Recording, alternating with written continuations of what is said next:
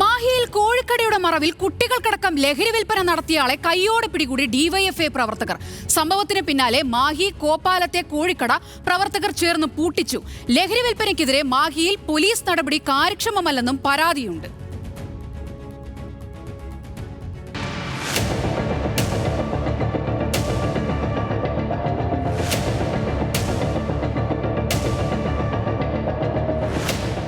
കച്ചവടത്തിന്റെ മറവിലാണ് കോപ്പാലത്ത് നിരോധിത ലഹരി വസ്തുക്കളുടെ വിപണനം നിർബാധം തുടർന്നിരുന്നത്. വസ്ത്രങ്ങളിൽ ഒളിപ്പിച്ചും മറ്റും വിൽപ്പന തുടർന്നതോടെ പ്രദേശത്ത് ഡിവൈഎഫ്ഐ പ്രവർത്തകർ നിരീക്ഷണം നടത്തി വരികയായിരുന്നു.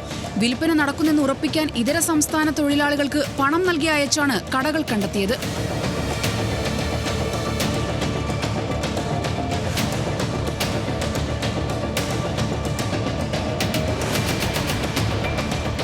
$100 മുതൽ $200 വരെ രൂപയ്ക്കായിരുന്നു ലഹരി വിൽപ്പന. കോഴിക്കടയുടെ മറവിൽ ലഹരി വിൽപ്പന നടക്കുന്നെന്ന് ഉറപ്പിച്ചതോടെ കോപ്പാലത്തെ ചിക്കൻ ഫാം ഉടമ മാക്കുനിയിലെ കണ്ണനെ പ്രവർത്തകർ പിടികൂടി പോലീസിൽ ഏൽപ്പിച്ചു. സമീപത്തെ മറ്റ് ചില കടകളും നിരീക്ഷണത്തിലാണ്. സംഭവത്തിൽ പരിശോധനയും നിരീക്ഷണവും ശക്തമായതോടെ ഫോൺ വഴി വിൽപ്പന തുടരുന്നതായും സൂചനയുണ്ട്.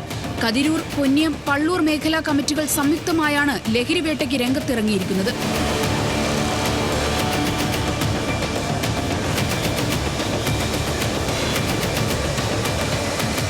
അതേസമയം മാഹിയിൽ നിരോധിത ലഹരികൾ പോലീസ് പിടികൂടിയാൽ $200 പിഴ ഈടാക്കി ആൾജാമ്യത്തിൽ വിടുന്നത് പതിവെന്ന ആരോപണവും ഉയരുന്നുണ്ട്.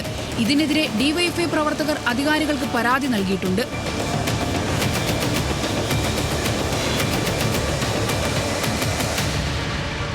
ന്യൂസ് മലയാളം, കണ്ണൂർ.